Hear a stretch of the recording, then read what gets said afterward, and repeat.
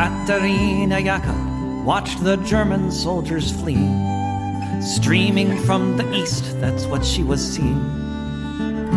Allied bombers flew above them. She thought they all might die, and then soon there was the silence of all the SS men. When the sun rose the next morning, it was the 1st of May, and they all sang the Internationale. They all sang the Internationale.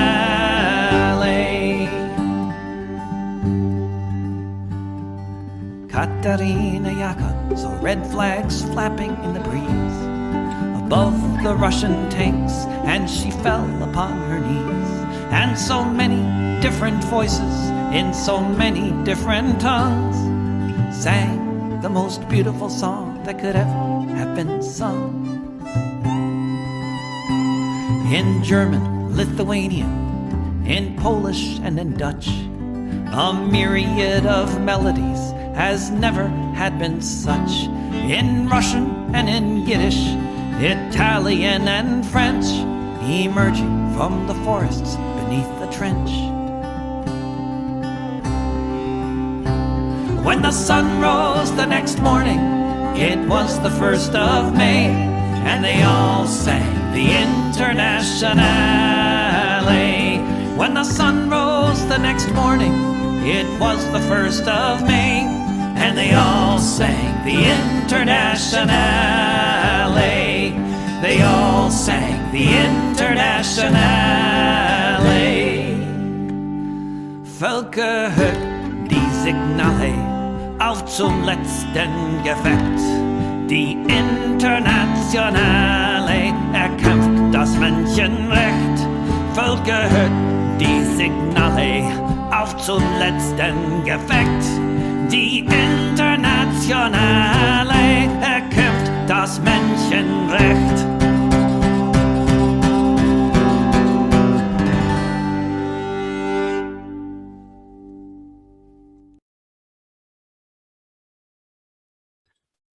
Hello and welcome to Revolutionary Socialist Review with Chris Driscoll and Rainer Shea. First off, let's check in with Rainer and see how he's doing.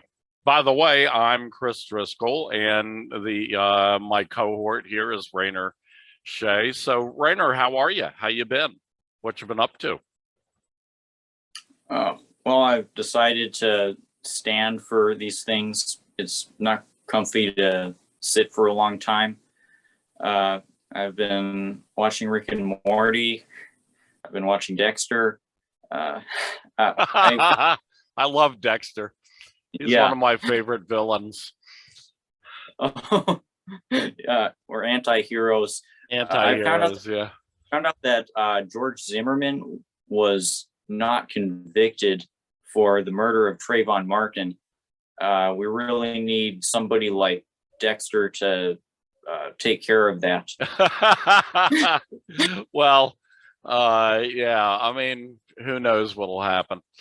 Yeah, that's true. That's definitely true. Yeah, of course, that's the fantasy world. Here we are in the reality, and in the reality, to start the show off in earnest, on Monday, the United Nations International Panel on Climate Control, Climate Change, I'm sorry, issued its long-awaited report, most recent report. I think the last one was in it was a few years ago, at least. So people have been waiting on this. And what we find from the report, well, first of all, I should preface this with the fact that I only became aware of this today, which is we're doing this late Wednesday evening, the 11th of Wednesday. So by the time we actually put this video up, it'll be Thursday the 12th. So this will be the Thursday, the 12th episode of Revolutionary Socialist Review. However, we only know what we know at this moment. And I have not, as I said, yet had a chance to read the IPCC report. So I will be doing that in the coming week or two at the most. And hopefully ready to do something more in depth on this subject later on, because this, from what little I've found out, this IPCC report is a red alert. It's a real wake-up call, hopefully, to the world. So from this article in Reuters says humans are to blame, full stop. And these are the 5 takeaways that Reuters has chosen from the IPCC report. Just a little bit of an explanation on humans are to blame. The Intergovernmental Panel on Climate Change used its strongest terms yet to assert that humans are causing climate change, with the first line of its report summary reading, "It is unequivocal that human influence has warmed the atmosphere, ocean, and land." This stark language marked a shift from previous IPCC reports, which had said it was extremely likely that industrial activity was to blame. There is no uncertainty, quote, "there is no uncertainty language in this sentence because there is no uncertainty that global warming is caused by human activity and the burning of fossil fuels," said IPCC co-author Friedrich Otto,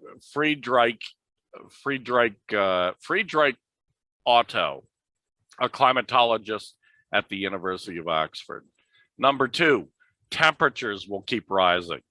The report describes possible futures depending on how dramatically the world cuts emissions. But even the severest cuts are likely to unlikely to prevent global warming of 1.5 degrees Celsius above pre-industrial temperatures.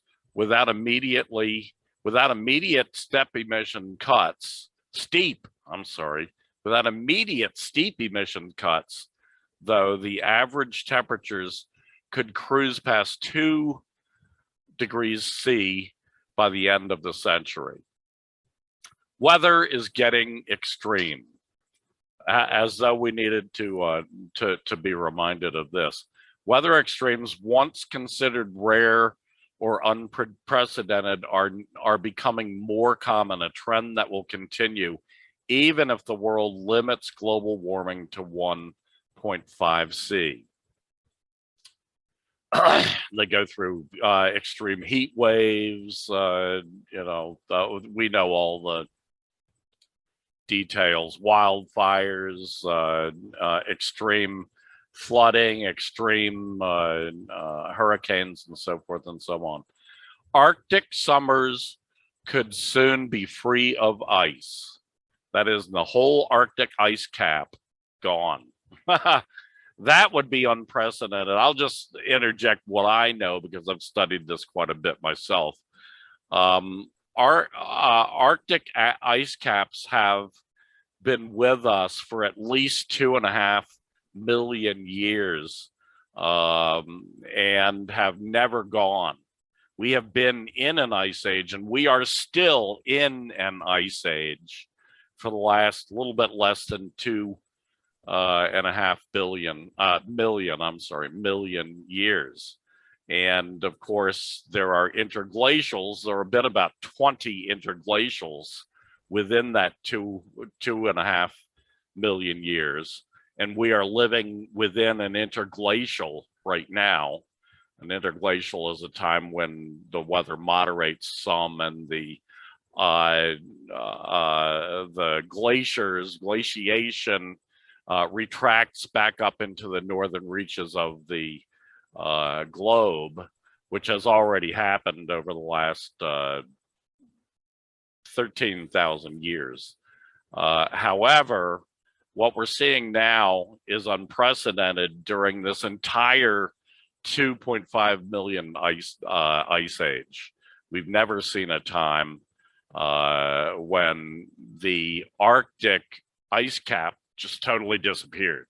And that's what they're saying in this, that the Arctic, that by 2050, the Arctic ice caps will melt off during the summer at least once, well, at least 1 year between now and 2050, and likely more than that.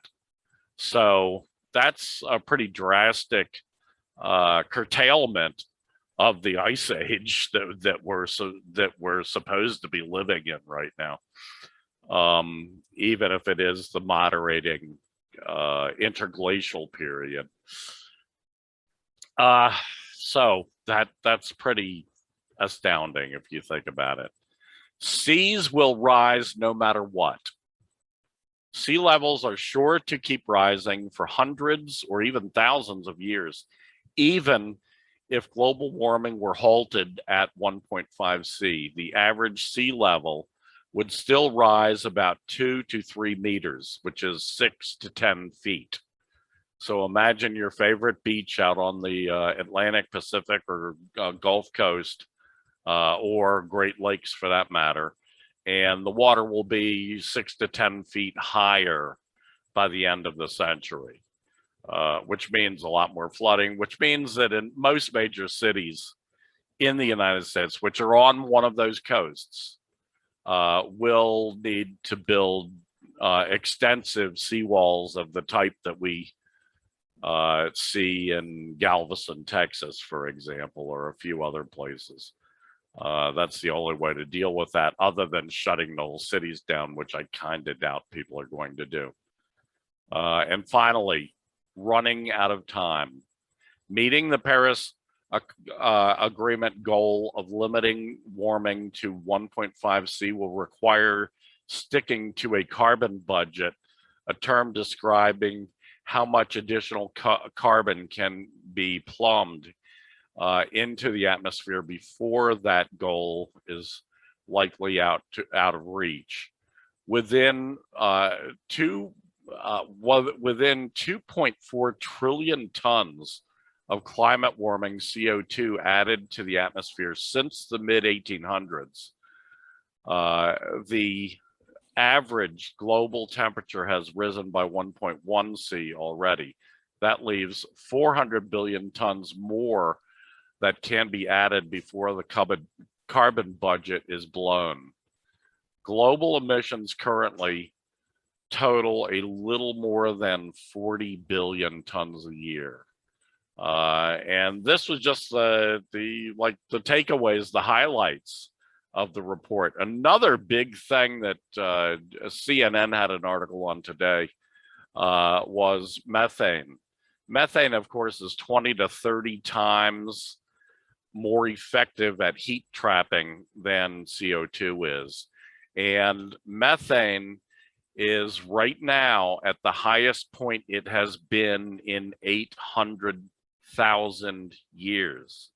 So that means during all of the glacial periods, which the regular folks call that an ice age, the glacial periods, but in fact, the ice age is the whole glacial and interglacial and glacial and interglacial cycle over and over again. As long as there's ice caps, you're in an ice age.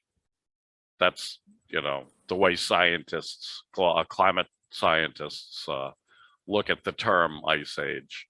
So, I mean, we could, for the first time in almost 2.5 million years, be approaching the end of the ice age, which would mean, much warmer temperatures. Of course, the last, prior to the current ice age that we're living in, temperatures were from like 5 to 10 C higher than they are now, or than they have been in this interglacial period that we are living through, that we have been living through for the last 13.5 thousand years.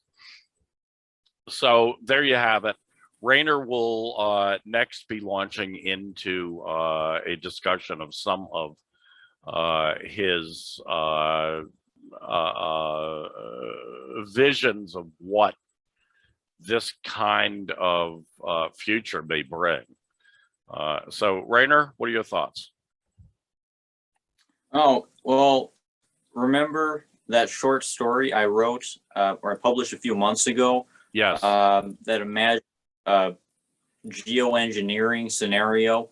I wonder how likely that kind of thing is. And if that's what happens, where the imperialist governments decide to try to paper over the climate crisis by, say, spraying nitrous oxide, or is that the chemical they plan to use, into the air to create artificial cloud seeding.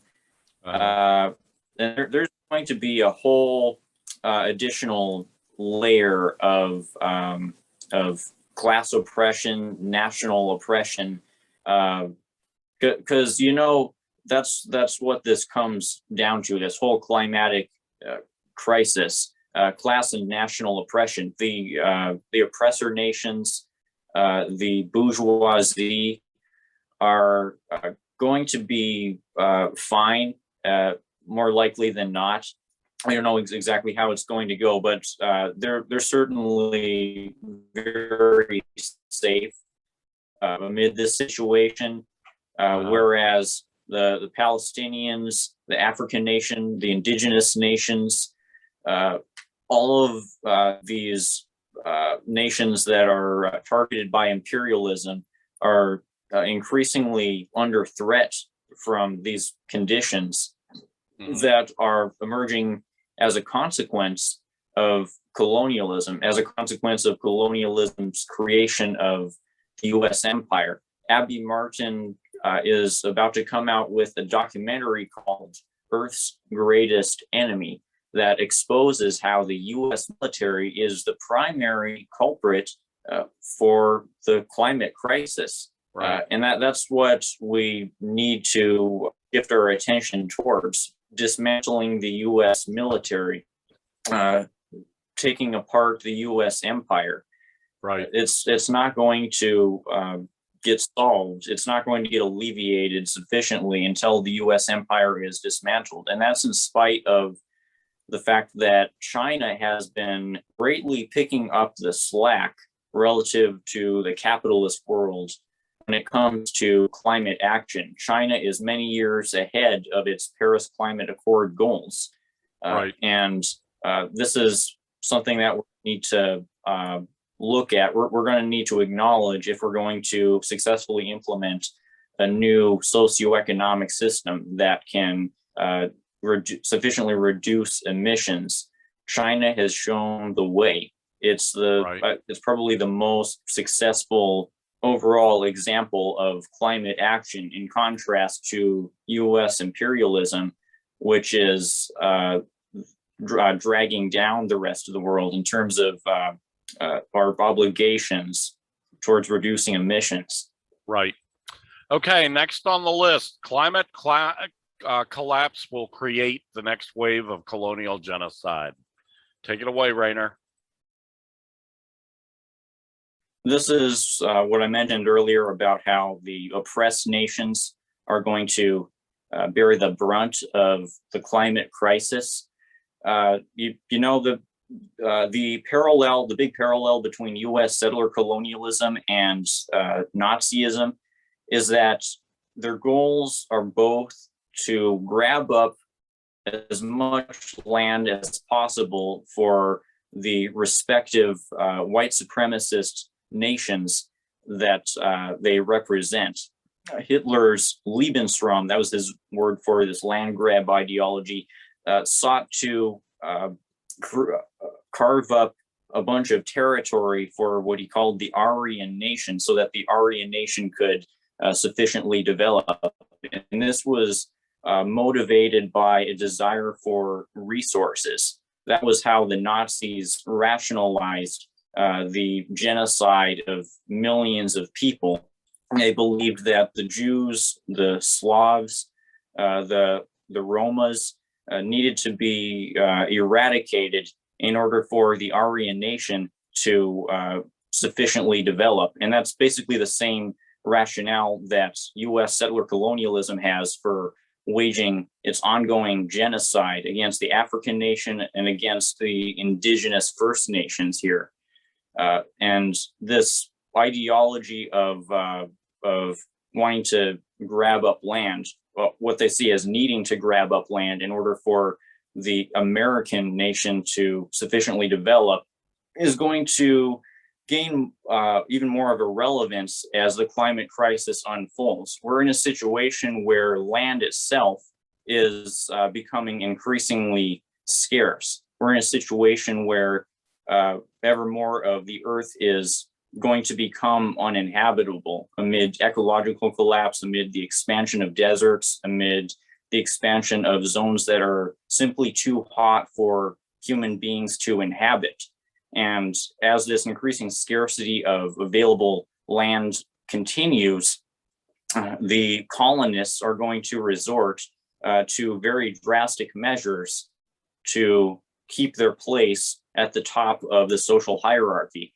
They're going to ramp up militarized police state violence against non-whites. They're going to expand the concentration camps that ICE has, make them more brutal, make them more filled with political dissidents like activists and journalists. They're going to, I think they're going to turn the digital and fence border wall along the US-Mexico border into a wall of bullets, like the one that Israel has along the Gaza border. And I think they're preparing for this now as Biden continues the military occupation along the US border that Trump started. So you see all of these trends towards militarization, towards the Israelification of US law enforcement, with Israelis training US police, towards the greater discrimination in law enforcement, in the US criminal justice system. You see concentration camps being constructed, concentration camps that have been gassing migrants, have been forcibly sterilizing migrants, have been forcing them into deliberately unsanitary conditions without sufficient food or water, conditions where guards regularly abuse them. You see all of these horrors expanding, and you see this environmental crisis unfolding, and the end outcome is obvious unless we stop it. Exactly.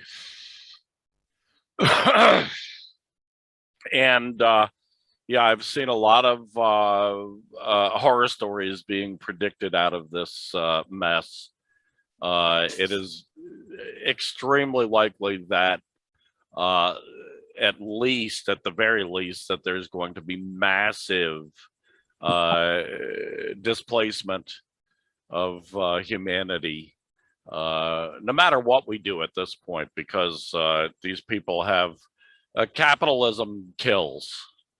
And even long after we get rid of capitalism, if and when we do, capitalism will be still killing us for a long, long time. That's the ultimate. So the sooner the better. The sooner a global socialist revolution, the better. Next on the list, calling sanctions by their name. Rania Khalek on US Mideast Genocide. Critics of sanctions argue that they are a blanket breach of international law, which is what I argue as well. And I think the international law is pretty clear on that. And they are a new form of economic warfare. This comes to us from MintPressNews by Mnar Adley. Mnar Adley does MintPressNews's I don't know what you call it, podcast, news show, whatever you want to call it. It's called Mintcast. And she interviewed Rania Khalek for the latest episode of this. We'll have the link to it below this video when it goes up. And she says around 1/4 of the world lives in countries under unilateral United States sanctions. While American government officials insist that sanctions are targeted at officials committing human rights abuses in foreign countries, the United Nations notes that they always disproportionately, this is a quote, disproportionately affect the poor and most vulnerable. In Cuba, US sanctions are causing shortages that led to widespread protest earlier this summer and are slowing the worldwide rollout of Cuba's domestically produced COVID virus vaccine. US sanctions on Venezuela, too, have been widely condemned and are estimated to have caused the deaths of over 100,000 people. It is in the Middle East, however, where US economic measures have arguably had the most impact. In Iraq in the 1990s, US sanctions were thought to have cost the lives of around 1 million people, including 500,000 children under 5 years old. Successive United Nations diplomats tasked with overseeing the sanctions regime resigned in protest, citing a breach of the Genocide Convention.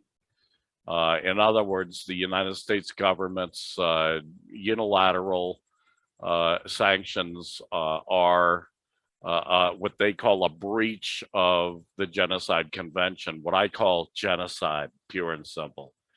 One more genocide for the American capitalist class to add to its already astounding numbers of people genocided and culturally cleansed. Rania Khalek was Adley's guest on Mint Press weekly podcast. Khaled is a Lebanese American journalist based in the Middle East. In addition to being a presenter on Breakthrough News, she is a co-host of Unauthorized Disclosure podcast.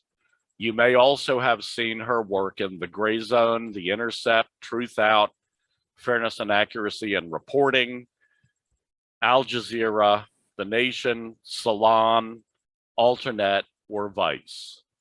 Khalek spoke about the impact of sanctions across the Middle East and the current political situation in Lebanon, Syria, and beyond.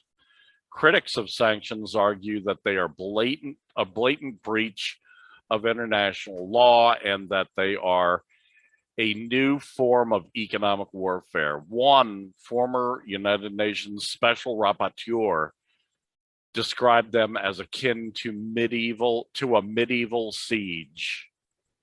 At a time when both countries are trying to recover from the destruction caused by a catastrophic explosion or years of war, Lebanon and Syria's economic situation is being intentionally held back by Washington, Khalek explained on the podcast.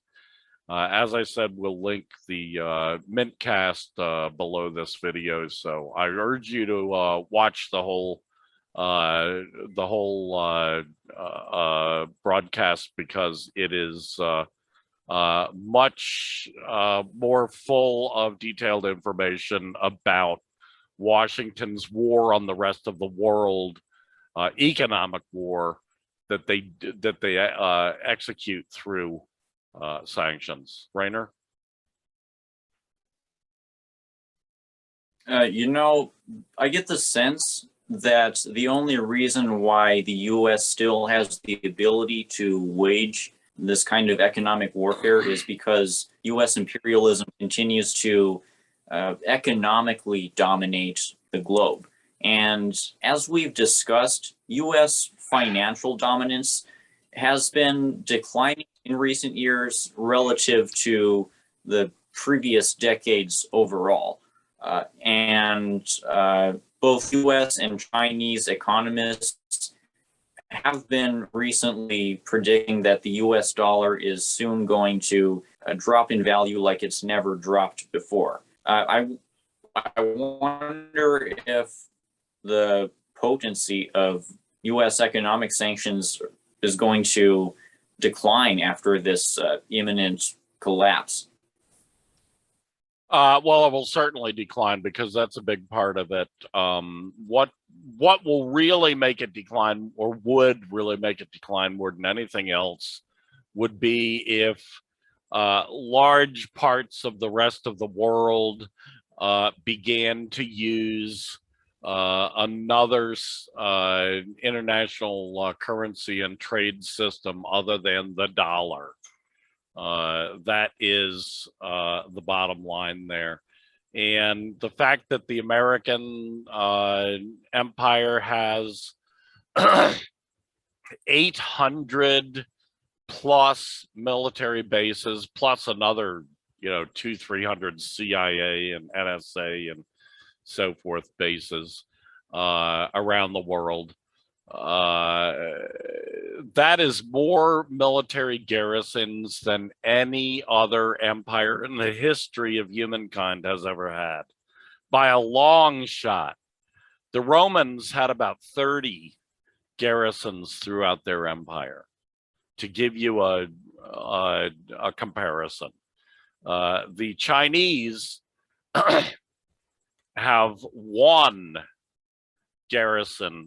military garrison outside of China. The Russian Federation has 10. 2 of those are in Syria, which is Russia's closest Arab ally.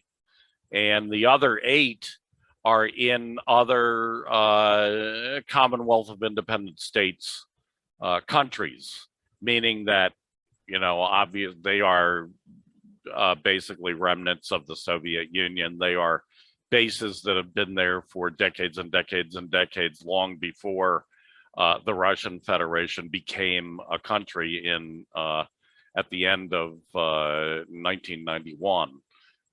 So, basically Russia sticks to its own union, because that's basically the way the Commonwealth of Independent States is supposed to operate, as an economic and political union of former Soviet republics. And almost all the former Soviet republics are members of the CIS voluntarily.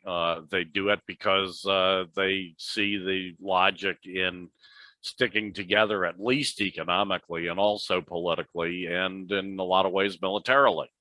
So that Russia's 10, Iran has none, none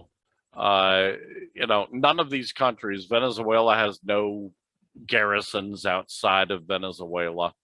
The 2 countries in the world today that have significant garrisons outside their own country are the United States with about 1,000 and the UK with about 30. So the UK is rivaling the Roman Empire.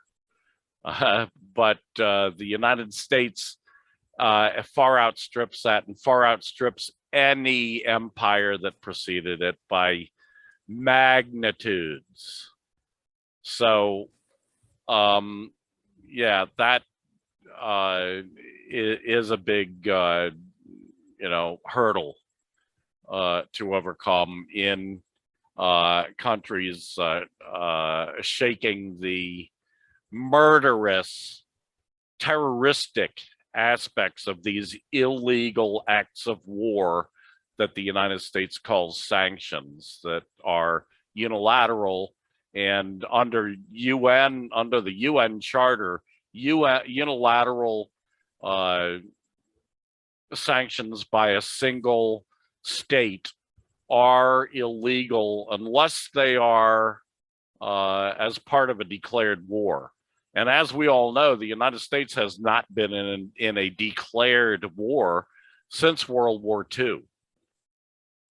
Every war that the United States has started against other people, more than 60 of them at least, has been an undeclared war, which makes the war illegal. And sanctions that have gone on along with it are illegal because they're unilateral usually. Only the UN can impose sanctions, and the UN is very hesitant about this because so many people in the UN bureaucracy see the downside as very detrimental and don't see it as a very effective tool for diplomacy. So anyway, anything more on that? No. Okay, next on the list is Bolivia's coup defeat foreshadows defeat of US empire, August 10th, 2021. And this once again comes to us from RainerShay.com. There was a plot last year by Bolivian officials, officials within the illegitimate coup government, to carry out a second coup, where they were planning to overturn the results of the election last fall in Bolivia, where Luis Arce, the socialist, won, and install a new candidate. And they plan to do this by importing US mercenaries that were supposed to infiltrate the country by wearing plain clothes before overturning the election violently. But when the election happened, this had to be abandoned because the coupists didn't anticipate the margin with which Arce won. They were stuck in their fantasies of still having a huge amount of popular support for their Zionist, pro-imperialist, anti-environmental, anti-worker, racist agenda. And this really reflects the hubris that the imperialists have in general. They can't face the fact that they're divorced from the masses.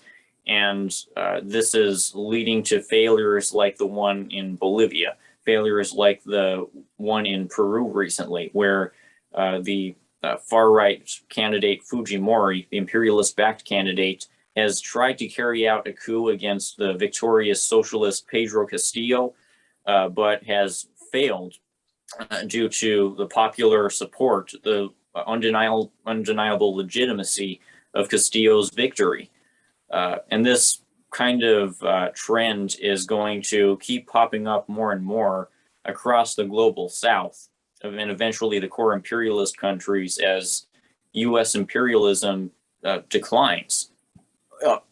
It's not going to be as peaceful throughout the rest of the global south and within the core imperialist countries, that the transition towards anti-imperialist governance isn't going to happen as easily as this. But in the end, the imperialists are going to lose because they're divorced from the masses. Exactly. Good points. Good points. I'm not going to belabor this too much more, but I agree with you 100%. Next on the list, struggle makes the difference. On an on the ground account of Cori Bush-led sit-in by Benjamin Zinevich and Michael Bearman in Liberation, which is the newspaper of the Party of Socialism and Liberation. Let me scroll down here a bit, get to where I'm at.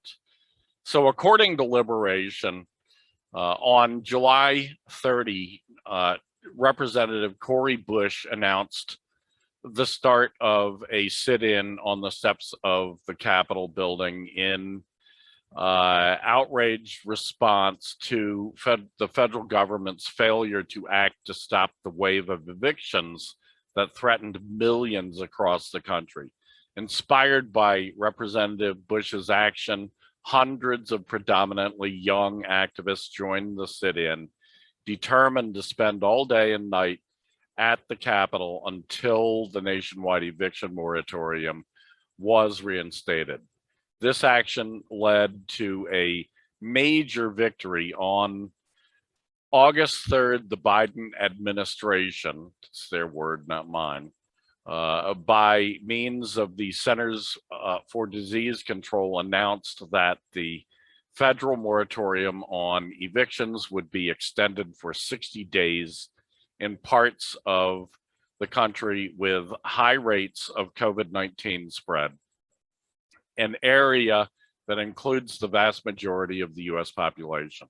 The moratorium policy has kept around 10 million people legally protected from eviction. Now, here at RSR, we reported on this action led by Representative Cori Bush last week, at which time we noted that the action began after Congress had gone for its summer recess, which takes up the entire month of August, meaning that Congress was not likely to do anything about it. And of course, Congress has not returned and not done anything about it. The Bush regime did issue an executive order directing the CDC to extend the moratorium by 60 days, 2 months. However, the extension has already been challenged in court in a suit claiming that the president, and I would add claiming with some pretty good evidence, claiming that the president does not have the power to issue such an order without congressional legislation. You see, the one thing that Congress has always had under its purview is the authorization of spending money. And of course, obviously, this is going to take spending money just to implement this order.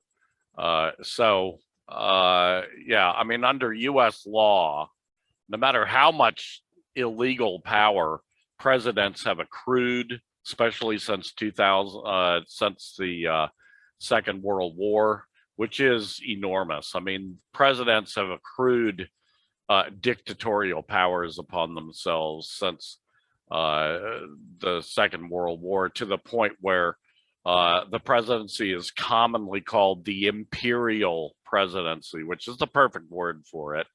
I just shorten that to emperor, because that's what these presidents really have become. They become emperors. But even with all that, under US law, Congress still holds the purse strings. So it's unlikely that this CDC extension of the moratorium by 60 days is going to make it through the court challenges. Rainer? Yeah, this is part of the importing of the conditions of the global South into the core of global imperialism, the United States. In Colombia, for instance, millions of people have become displaced by the hyper-exploitation that's been occurring. Did I say Bolivia? I mean Colombia. In Colombia, millions have been displaced, have essentially become refugees due to the impoverishment that hyper-exploitation has brought upon them. And the worse this has gotten, the more inclined the masses there have become to embrace the option of revolutionary armed struggle. in response to the mass displacement and environmental degradation and increasing impoverishment of the last 4 years. Former FARC members, the FARC is the Revolutionary Armed Forces of Colombia, they've formed a new guerrilla army. I think it might be pronounced Segunda Marquiela. I doubt I'm pronouncing that right. That's been gaining steadily new members, if gradually gaining new members, and they've gained the consent of the masses that they hold jurisdiction over. So they've shown the route towards defeating this kind of hyper exploitation, this kind of engineered poverty. The route is the same type of revolutionary armed struggle with the help of national strikes, of course, that has brought about revolutions from Russia to Cuba. Yeah. Absolutely. Absolutely. This is, basically an extension of something that we've been talking about for a long time here on RSR.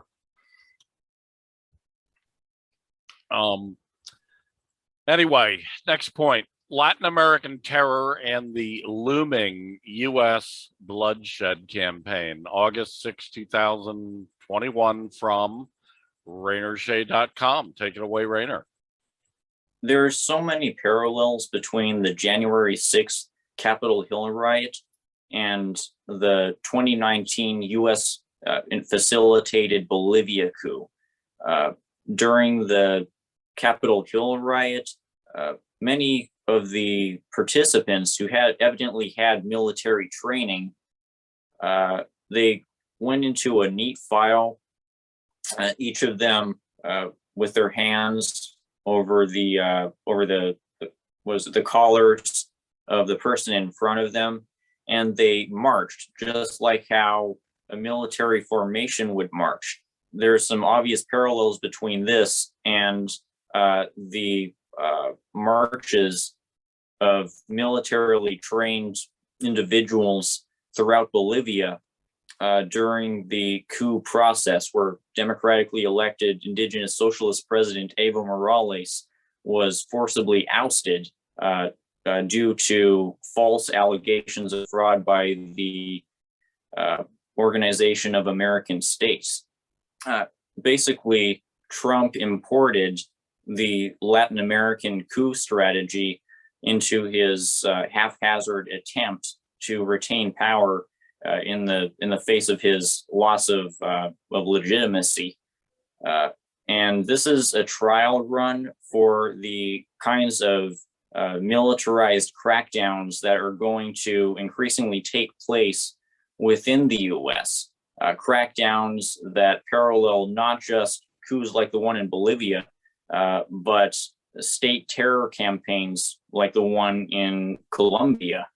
Colombian police, Colombian military, Colombian state-backed paramilitaries have been carrying out numerous human rights abuses against the opponents of the Colombian far right for decades, and they've been ramping it up this year as anti-austerity protests have exploded within the country.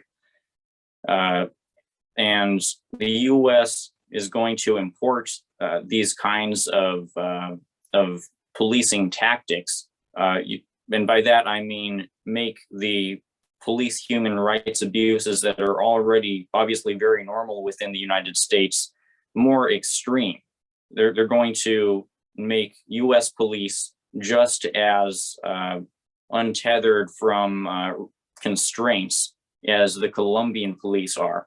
And they're going to deputize the members of far-right militias like the Proud Boys and the Three Percenters so that they can join in on the carnage. The people targeted, just like in Colombia and Bolivia and elsewhere, will be communists, indigenous people, Black people, LGBT people, human rights activists, journalists, and everyone else that the empire deems a threat.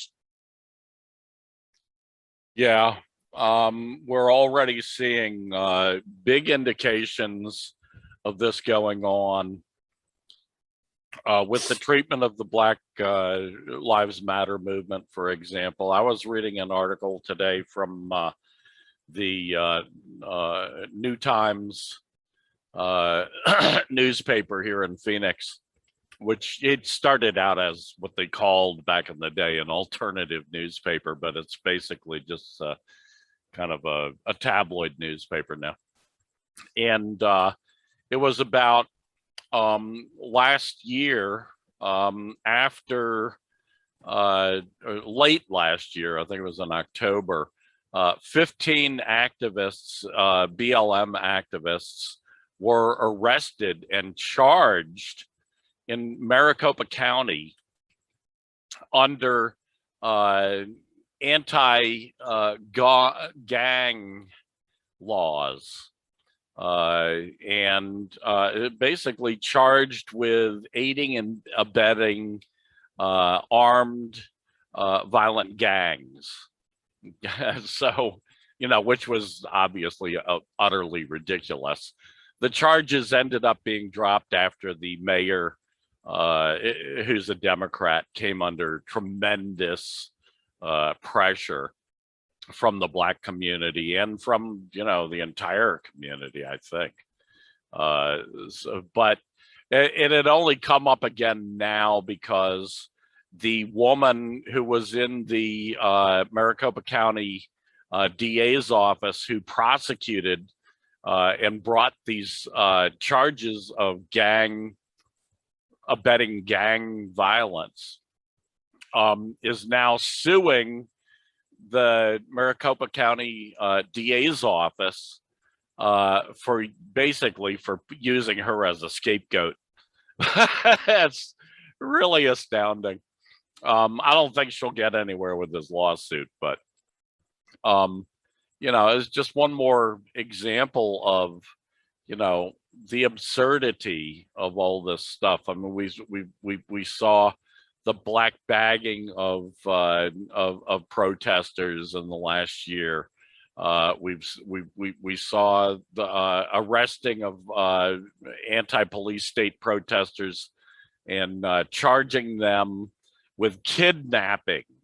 You'll remember that one from Denver with the PSL, the Party of Socialism and Liberation, the 4 activists there, who, by the way, the charges against them have all been dropped now, from what I read this week. So, you know, hopefully they will countersue, because in my opinion, you know, this kind of harassment, it is a gross violation of the law. It is a gross misuse of power as it is, and it shouldn't stand. The people who are criminally negligent in this regard, the prosecutors, judges, police, they should all serve time in jail for these kinds of crimes against the people, in my opinion. But yeah, it's only going to get worse, as you say, Rainer, and it's going to get a lot worse, and it's going to continue to get worse until we, the American working class, and all of our allies stand up and put a stop to it, because we have more power in our hands than all their hoarded gold, as this old song goes. Finally, today's elevated anti-communism by those on the right and the left is rooted in the century-old global socialist split. It is still molding and thwarting working class struggles. Now, this point, this last topic, comes basically from several articles actually, and I will put links to all of them under under the video when we post it. But communism is a failed system. Quote, this is a quote. Communism is a failed system, universally failed system, and I don't see socialism as a very useful substitute. But that's another story, said Joe Biden in late July. And he was responding or talking about the protests in Cuba, the counter-revolutionary, often terroristic, paid for by the US AID, the NED, and CIA directed these protests. They're obviously just one more failed attempt at really pathetic, poor attempt at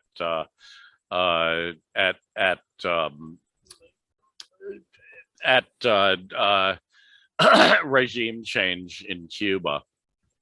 To a liberal capitalist politician like pedophile Joe, any example of working people running our own societies for our own benefits is socialism or communism, which is true. And he also adds, must be crushed at any cost.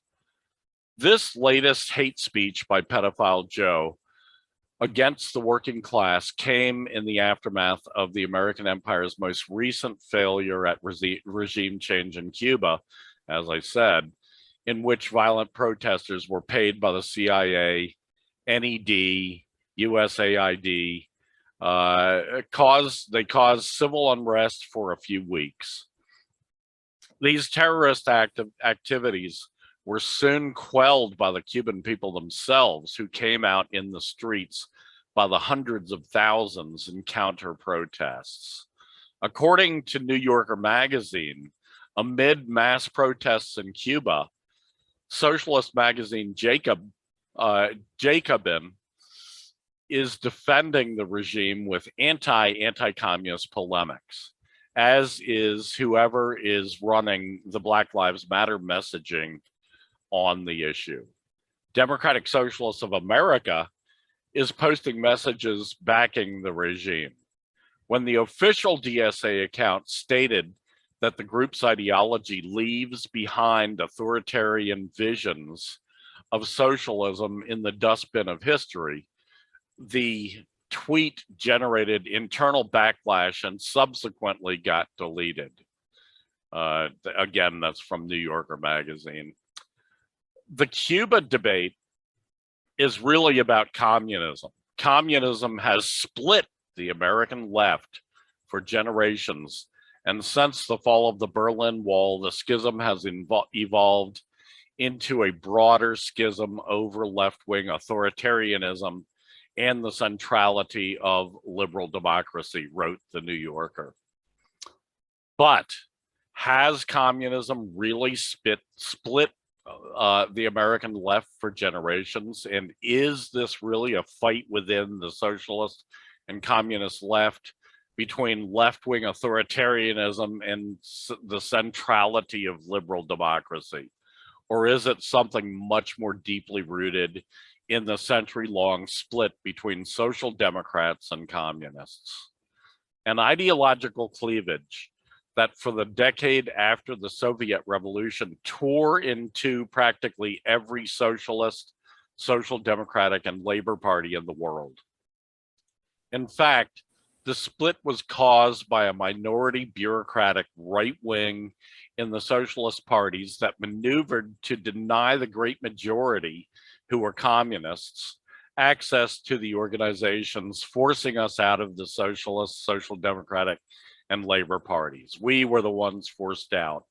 And these people the reason these right-wing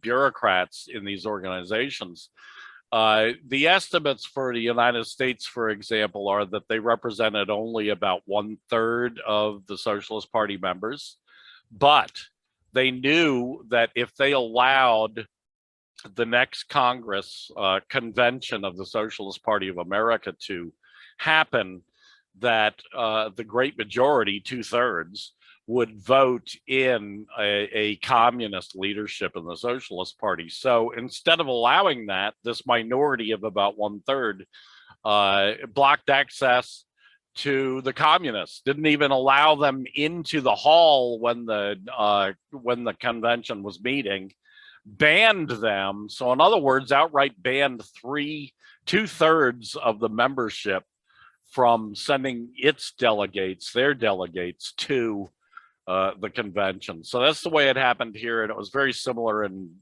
most other countries around the world that had socialist parties, which was at least 60 to 70%.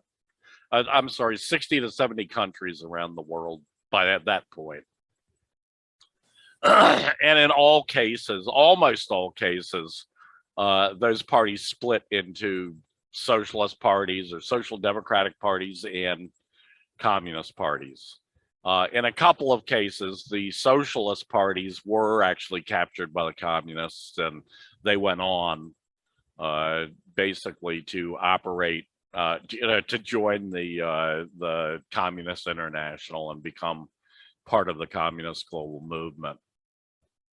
Because yes, I'm planning to say something about the CPUSA after you're done. Okay, well, I got a ways to go here. Bear with me. Because the communist movement was precipitated by the anti-war faction during World War II and the Soviet Revolution, the minority right-wing reformist factions simply kept the memberships from voting in new leaderships. That would have reflected the majority will. So it was the reformists, not the communists, who have split the American left for generations, to paraphrase the New Yorker magazine. And although Jacobin magazine and the DSA seem to be split on the subject as well, those organizations are still as likely as not to side with CIA, State Department, and anti-communist, pro-imperialist talking points. And their ties to the Democrat Party are at the root of that anti-communism and pro-imperialism. An article published August 9th in the Greenville Post titled "Targeting Cuba and China, Disinformation Against Communism" says, one of the filters in the propaganda model propounded by professors Edward Herman and Noam Chomsky was stoking a fear of communism. The establishment's anti-communism has never abated in the United States. The elitists require a populace fearful of communism to protect their own misbegotten wealth accumulation. Thus, the bugaboo of communism must be opposed wherever it arises. At its worst, the US would wage war against communist countries such as North Korea, Vietnam, Cambodia, and Yugoslavia. When not militarily attacked, communist governments were demonized by, and still are, demonized by a relentless campaign of disinformation designed to bring about the fall of the government and its replacement by a government amiable to the US establishment, as happened in the Soviet Union. That is the nature of imperialism and the predatory capitalism, according to the Greenville Post. According to Wikipedia, differences between revolutionary and reformist wings of the workers' movement had been increasing for decades, but the outbreak of World War I was the catalyst for their separation. The Triple Alliance comprised two empires, while the Triple Entente was formed by three. Socialists had historically been anti-war and internationalists, fighting against what they perceived as militarist exploitation of the proletariat for bourgeois states. A majority of socialists voted in favor of resolutions for the Second International to call upon the international working class to resist war if it were declared. And then the wiki article goes on. But after the beginning of World War I, many European socialist parties announced support for the war effort of their respective nations. Exceptions were the British Labour Party, the Socialist Party of the Balkans. To Vladimir Lenin's surprise, even the Social Democratic Party of Germany voted in favor of the war. After influential anti-war French socialist Jean Jaurès was assassinated on 31 July 1914, the Socialist parties hardened their support in France for their government of national unity and for the war. Socialist parties in neutral countries mostly supported neutrality rather than totally opposing the war.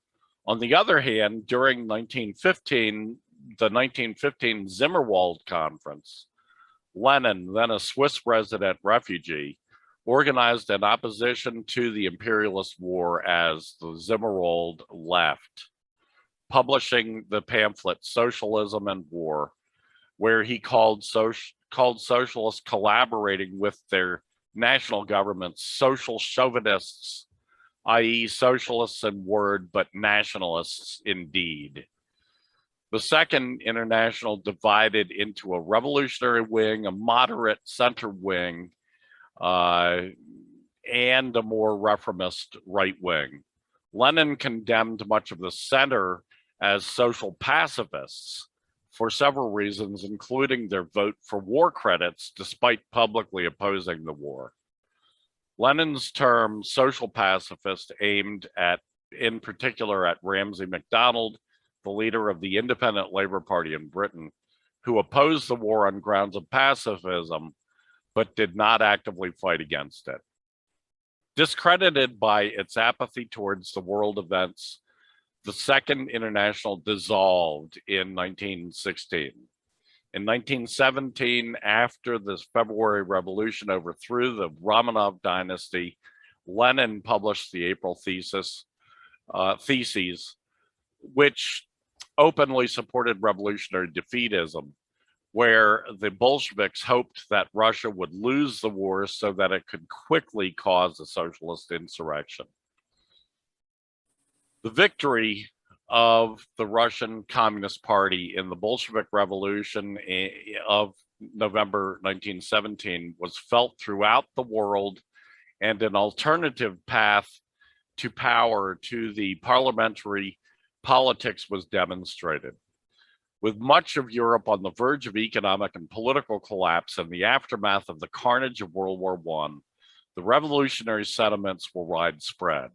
The Russian Bolsheviks, headed by Lenin, believed that unless socialist revolution swept Europe, they would be crushed by the military might of world capitalism, just as the Paris Commune had been crushed by force of arms in 1871.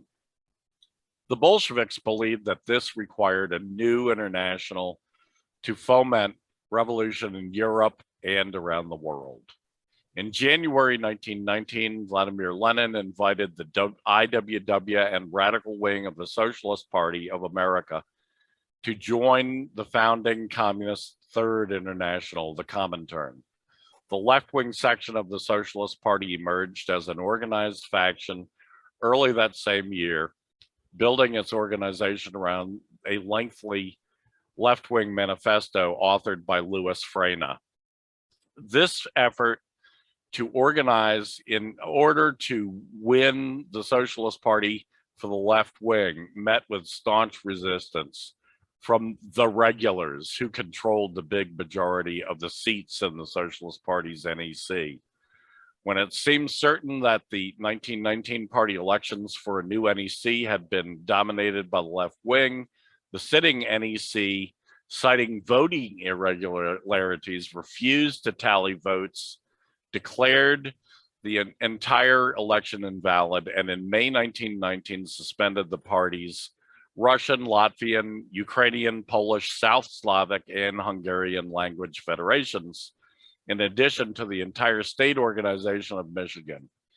In future weeks, state organizations of Massachusetts and Ohio would similarly be disenfranchised and reorganized by the NEC, while in New York and Pennsylvania, the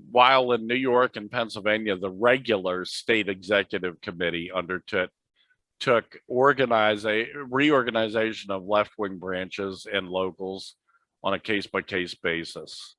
That was all from the wiki article titled Socialist Party of America, Split of the Left Wing section. Since the beginning of World War I, and especially since the Socialist-Communist split, the founding of the Communist International at its first Congress in Moscow on the 2nd through the 6th of March 1919, reformist socialists have gravitated towards liberals and liberalism, adopting the liberal pro-imperialist, anti-labor policies of American, Anglosphere, European, and Japanese imperialism. Capitalist anti-communism is a linchpin of liberal capitalist imperialism. Liberal capitalism, of course, always sides with the capitalist, with capital against labor, and on the international scale, it sides with imperialism against the mass movements of the working class, which are always socialist or communist, those being the two favorite ideologies of the working people around the world, just as liberalism, conservatism, and fascism are the favorite ideologies of the capitalist class. So when self-identified socialists such as anarchist Noam Chomsky and DSA members like AOC and her squad and Bernie Sheepdog Sanders side with the CIA, State Department, and Pentagon against socialist or anti-imperialist countries, they are acting according to long-established modus operandi. And it always comes at the expense of one or another working class government, state, party, strike, or liberation movement. So what's to be done? Social democratic organizations like the DSA will always attract reformists and attempt to convince them, the working class, that reformist ideas like accommodating capitalist rule and supporting imperialism are good for workers. In fact, reformism is always harmful to worker interests. However, our recent guest, Gabriel Rockhill, pointed out a few weeks back,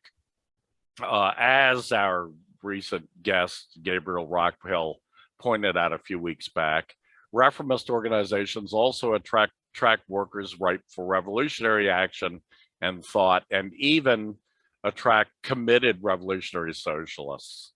So how should communists and revolutionary socialists reach out to these people and at the same time level an effective critique at the reformist leaders of these organizations? For that matter, how should we approach the working class as a whole? The answer lies in coalition work that is working side by side with these people, not in reformist organizations, but in single issue coalitions against wars, for social justice, for universal health care, against neoliberalism and the police state, and for labor. In fact, one of the most effective ways of fighting anti-communism is standing against imperialist wars. The natural constituency for such coalitions is large, including unions, other working class organizations, peace groups, and even environmental groups. Following up on something that Rainer mentioned earlier, according to a Brown University report published June 12th, 2019, the DoD is the world's largest institutional user of petroleum and correspondingly the single largest producer of greenhouse gases in the world. According to the Brown Report, the American empire's wars since 2001 began. Since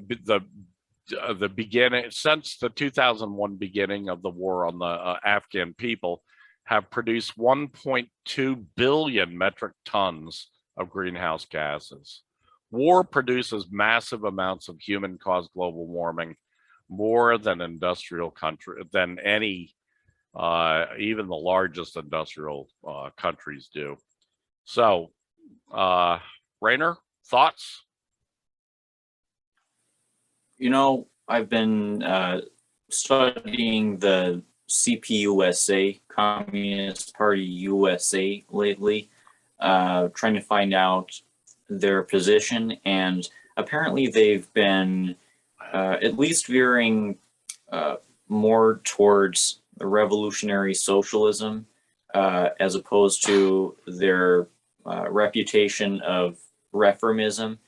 And part of this is because they've, as an organization, rejected the claim from one columnist in their adjacent publication People's World that China is committing a genocide against the Uyghurs. That's a big part of this current push towards reformism among these revisionist so-called socialists in the West. This belief that the PRC is carrying out massive human rights abuses within Xinjiang, when that couldn't be further from the truth. Same goes for the human rights abuse claims about the DPRK and about Cuba. Also Venezuela, Vietnam, the USSR, any other given socialist country, but right now China is their main target. And that's the big decider right now as to whether or not an organization is revisionist. You need to find out whether or not they think that the Uyghur genocide is real. If they think it's real, they're revisionist. Yeah, that makes sense to me. That makes good sense. Okay, that wraps it up for tonight, unless you have anything to add, Rainer? Well, I think I weirded you out at the beginning of last week's show when I mentioned a recent news story about someone named Christine Weston Chandler, who was arrested for incest. And that didn't have anything to do with anything at the time, but in this last week, that case has gained political relevance because Tucker Carlson covered this this individual, and he has tried to use it as an ideological weapon against the transgender rights movement, because Christine is trans. So the right is making this into a whole new culture war wedge issue, like cancel culture or critical race theory. It's a pretty wild story that the internet has been freaking out about these last few weeks since it broke, and now it's been propelled into the political mainstream. I feel like Chris Chan is another symptom of U.S. imperial decline.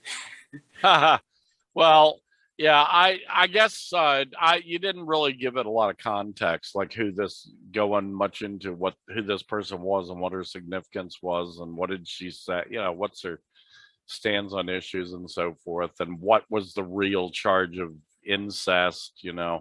I mean, incest with whom? Was it two So it was two consenting adults. Not consenting. Definitely not. How's it not consenting? I mean, she the raped her mother? Because the mother had dementia.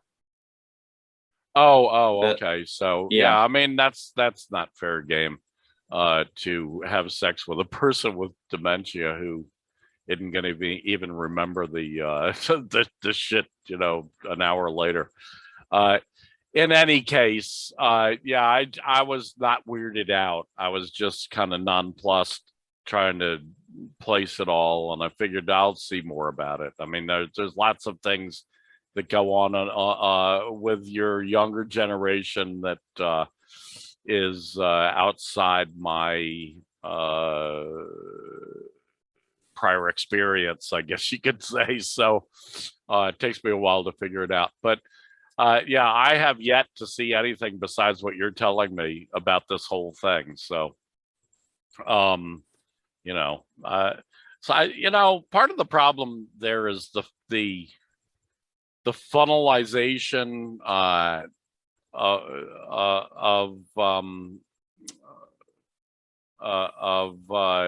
the internet by uh, Facebook, basically. So if spend most of your time on the internet, here's what I do. I spend about half of my time on the internet looking through Facebook posts that I get, and about half my time looking at the publications of the left and a few right wing and other, smattering of other sources. Um, so I guess in those venues where I get my stuff from, this is not an issue. It certainly has, as you say, it's become an issue with Carl with Carlson. What's his name? Tucker Carlson. Yeah, I really enjoyed Tucker Carlson. I think he's an entertaining character, and I can see why he has had a show for so many years. First of all on MSNBC, and then on I think he's on Fox now, right? Last couple of years. Yeah. But I mean, he was like a fixture on MSNBC for a couple of decades, but he was like their token right winger, and sometimes he actually does take good positions. Sometimes he has anti-war positions. But overwhelmingly, he takes positions that are abhorrent to any decent human being. But yeah, I mean, he is an entertaining guy.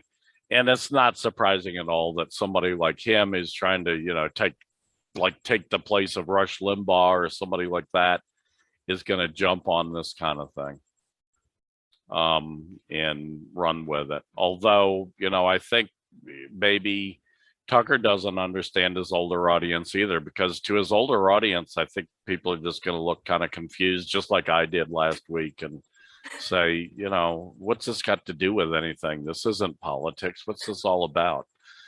So, well, I mean, she's been arrested. Okay. She committed a crime. She's been arrested. All right. Move on. Yeah. That's the way I guess I mean, I remember a very close dear friend of mine who died in the early 90s, who was the founder of the Labor Party. His name was Tony Mazzocchi. I don't know if you're familiar with him. He was also the Treasury Secretary of the Oil, Atomic, and Chemical Workers Union, which is now a part of the Steel Workers Union in Pittsburgh. I mean, not in Pittsburgh, but they're headquartered in Pittsburgh. The International Steelworkers, the Steelworkers Union, International Steelworkers Union. What are they called? I can't even remember their official name, but they call it international because it's the steelworkers operate in both Canada and the United States, so therefore, sort of international. And Tony, I remember him saying at one point, he says, I just can't get into gonad politics, and I thought, yeah, that's a good way to put it, Tony. Gonad politics. It's like, so fucking what? I don't give a fuck about your sexcapades. I don't give a fuck about your sexual this, that, your sexual gossip, whatnot, if it's against the law, and somebody catches her, in this case, she's a her, right? Or she's a trans, but yeah, she's a her. Okay, just want to get the pronoun correctly. She's been arrested there. I mean, what is she, anything to the left? No. Like, to the real left, the Marxist Leninist left, she's nothing, right? No, it's just an interesting facet of our political rhetoric that's emerged. So it's no stain on us. That I might be concerned with, if she was a stain on us for some way or another, which that occasionally can happen because we've got, our, I mean, there are perverts in the left, just like anywhere else, So, I mean, people who, and I'm pretty, libertarian when it comes to sexual matters, but when it comes to raping a dementia victim, that I'd say that I draw the line there, definitely. Raping anybody, I draw the line, obviously. Rape is not, it's not, rape is not something that should be tolerated anywhere, anytime. And I mean, obviously that sounds trite because pretty much everyone who's not a pervert or not a rapist believes that. So anyway, with that, good that you brought that up and cleared that up, Rainer. And with that, I'd say this brings us to an end. Do you agree? Yeah. Good. Okay. So until next week, thank you, Rainer, for your great contributions. Thanks to all of our audience members, listeners, and viewers. And please join us again next week. And until then, as Shakespeare said, I bid you a sweet adieu.